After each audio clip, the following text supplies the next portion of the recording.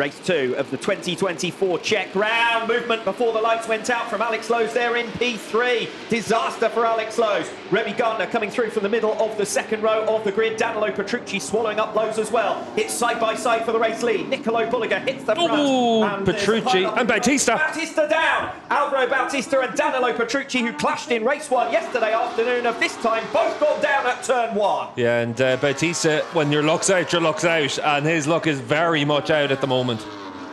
Let's have a look at what happens on the run into turn 1. Bautista's on the outside, Petrucci's on the inside, and he's got nowhere to go. He's sandwiched between them. And that's what happens when you're not getting any luck if you're Alvaro Bautista in a championship battle. Ian One had to run off as well. He'd gone in hot into that corner, but just looks like it's a classic Most case of 3 into 1 doesn't go. And, you know, at the end of the day, it's Petrucci getting squeezed there a little bit. Bautista's trying to make his way into the corner, and these things can happen into that layout.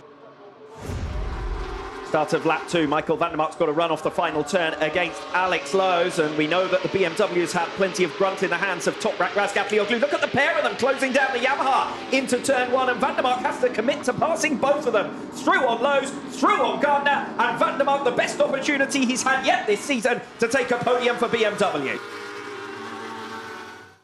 Nicolo Bulliga pushing on hard here, new personal best lap, one after the other. But Razgatlioglu, the man with the pace advantage in WorldSBK at the moment, has had back-to-back wins. And here he goes, launching to the inside on the exit of turn 15 through turn 16. Slightly unconventional way to make that move. But underneath the bridge, Razgatlioglu, the master through there, hits the front on lap 5. New personal best lap on lap 5 from Michael Ruben Rinaldi, and he's closed another half a second on Gardner and Locatelli in front of him on this lap already. So Michael Ruben Rinaldi enjoying what must be his best ride of the season as we watch Gardner versus Locatelli. Is there an opportunity for the number 55 here, the Pata Yamaha bike, to get clear of the GRT bike in towards turn number 1? Locatelli is alongside on Gardner, and through he comes, moving up to pinch Gardner to the outside line. Locatelli gets that move done to perfection. Gardner now will have the cutback coming off turn 2. I think Locatelli should be through and clear from here. Razgatlioglu leads us from Bulliga, van der Mark. 1.2 seconds now back from Bulliga, but almost a second clear of Locatelli. Gardner, Rinaldi in an isolated 6th, then Scott Redding, who's having to fend off Iker Lecuona here. This certainly looks like being Honda's best result of the weekend, as Lecuona gets through on Redding now. That's P7 for the number 7. Here comes Ray after the Honda man in front of him. Bit of a moment there from Ray. He's certainly not as comfortable on this bike as he was previously on the Kawasaki, and that's Redding. Slow running through the final 2 turns. He ran a little bit too deep into turn 20 there. Bassani picks his pocket. Axel Bassani moves up into 8th position. Redding now with the Honda on his tail. We know that Vierke's fast in a straight line. Can he get alongside? They're going to be 3 abreast back into turn 1. Vierke's going for broke there, but he manages to get it stopped in front of Axel Bassani. That's quite impressive from Xavi Vierke there. Axel Bassani on the Kawasaki versus the man who he replaced for 2024, Jonathan Ray, the former world champion, at the moment scrapping over 9th place. There are bigger prizes to be won for Jonathan Ray in this race though, and he hasn't given up. Through he comes on Bassani, as Yonone makes his pass now on Scott Redding. So a lap ago, Redding was scrapping for 7th position. He's now all the way down in 12th. Ray duck into the inside around the final 2 turns, trying to build up his momentum here.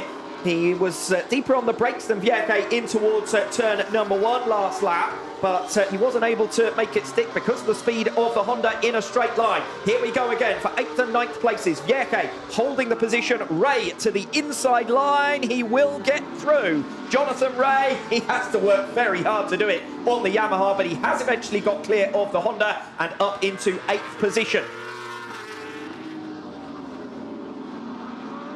Andrea Locatelli makes his move now on Michael van der Mark. Van der Mark tries to hang on around the outside line coming off turn 2. Muscles back in, but Locatelli is already alongside him. Van der Mark won't give up without a fight because it's the best opportunity he's had to make the rostrum places this season. But Locatelli has been closing him down a couple of tenths of a second per lap, so looks to have the pace advantage.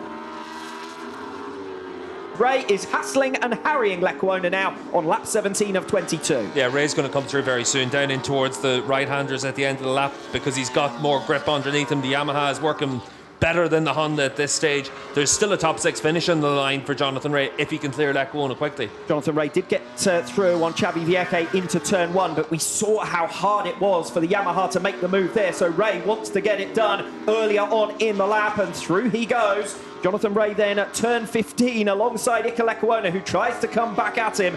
Under the tunnel, under the bridge they go. Jonathan Rea with a big moment there, having claimed that position. Lecuona will respond. Rea tries to cover the inside line. Lecuona going the long way round, but that's a nice move ultimately from Jonathan Rea. But again, he's having to work hard for it.